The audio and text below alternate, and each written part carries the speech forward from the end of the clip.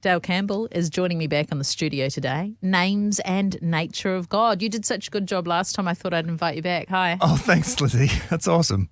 Good to be here. So tell me, what is the name or nature of God that you've chosen today? I've chosen to think about how God's nature transcends sex and gender. And why have you chosen that topic, Dale? Well, look, it's interesting. I think as people there's this thing called the quiet revival happening around the world, a little bit here in New Zealand, but as people come back to church and are reinterested in God and faith and spirituality, I think a potential stumbling block or a hurdle could be this sort of like traditional language that we use for God, like as a man or father, Lord, king.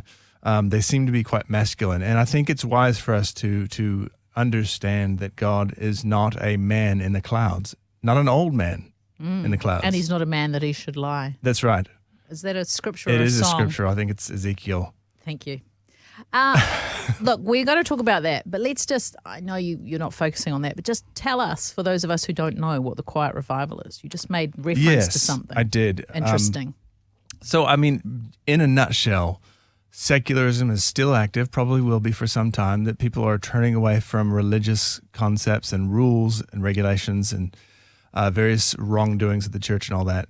But as people go further and further away into the darkness of secularism and unbelief, they find that life's meaning and purpose and value, we find that we're actually not better humans the more secular we become. And so people are kind of looking for the light.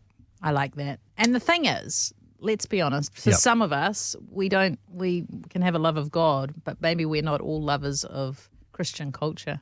Well, yeah. There's a lot to critique. Yeah.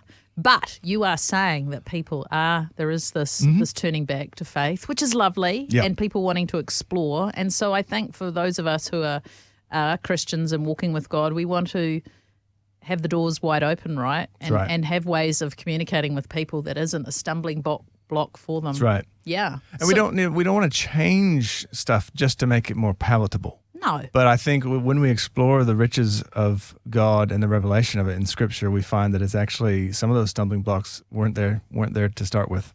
Yeah, so this topic's really fascinating because, like a lot of people go, oh, well, I had a terrible relationship with my father, and so God's father, I don't want to know about that. It's not the kind of God, I want.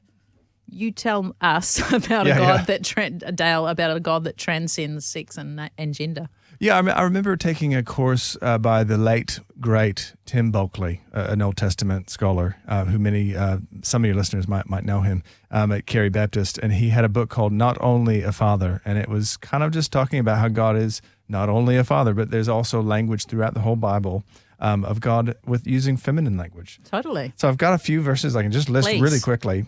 So first of all, Genesis 1:27, when God created us in His image, He created us male and female. Male and female. It takes both male and female to image God. Yeah. Deuteronomy 32:18, you were unmindful of the rock that bore you and forgot the God who gave you birth. And if your Hebrew scholars are in the audience, the grammar of that word is technically masculine, but the imagery of giving birth. Only a female can give birth. Is female. Been there, done that. You can't do it. I can. Isaiah 42, I kept still and restrained myself, God speaking, and now I will cry out like a woman in labor. I will gasp and pant. Hosea 13, I will fall upon them like a bear robbed of her cubs, protecting, the cubs like a mother bear. Psalm 131, the psalmist speaking of his relationship to God, I have calmed and quieted my soul like a weaned child with its mother. Love that one. Yeah. Matthew 23, Jesus weeping over Jerusalem famously says, how long I long to gather your children together as a hen gathers her brood under her wings, but you were not willing. In 1 Peter 2, chapter 2, like newborn infants long for the pure spiritual milk. And that one's a bit subtle, but like we're spiritually born, again, that language of birth and drinking milk, So it's a very maternal image of God. And we don't need to argue that God's like a father because we know that. Yeah. Jesus. But can we just say exactly that God is also like a mother? That's right. And that's the whole point. Yeah. Yeah. I love that. You're speaking my language. And look, we didn't even quite know where we were going to go today. Totally. When I think about us as humans being made in God's image, as you said, both male and female. Yeah. Who were we based upon, right? If we're made in God's image. Yeah. So you're a male, I'm a female. We're both made in God's image. Yeah. That means that we're actually carrying the image of God in your masculinity. That's right. And my femininity. That's right. And to be clear, yes, both male and female can actually have masculine and feminine traits. Yes. And I'm not talking about stereotypes. But I mean, I've got a very strong personality and I'm quite decisive. And, one could call those masculine traits. The feminine more talks about, intuition and perception and all those kind of things.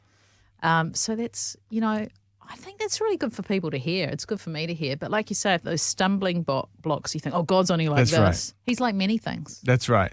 And it's just good to be a bit flexible with this stuff without God did make the male and female. There is a difference. There is masculinity and femininity. There's a lot of overlap, as you were talking about. There's a lot of both ends to this conversation. It gets very detailed. But it's just good that we don't have to we don't have to pigeonhole God as with only feminine or masculine language. He's higher, and his ways are reflected in all that we see. Yeah. And I think when you're coming to God and you're perhaps thinking that he's this big, holy, righteous God, which of course he is, the need in your heart might be actually to come to a God who's caring and nurturing and supportive, because often that's the part of God's nature that I need to access in my life. Yeah. And it's interesting, like throughout this conversation, we've been still using the pronoun he. So we have. And I actually want to suggest that that's okay. Yeah. Some people would argue that we need to maybe switch away from Father, Son, and Spirit to like Mother, Daughter, and River or something, Yeah. And you could, but, other people would suggest maybe just get away from those relational terms and maybe use like source, energy, and actor or something, something like that for the Trinity. I think it's okay to respect the way that God has revealed himself in the Bible, in history, in culture, and we can have continuity with that. But when we do that, we just don't want the father language to be exclusive and dominant. We want to also appreciate the feminine. So I hope that's helpful. That's really helpful. Yeah. Dale Campbell, thank you for joining me today on Names and Nature of God. Thank you, Lizzie.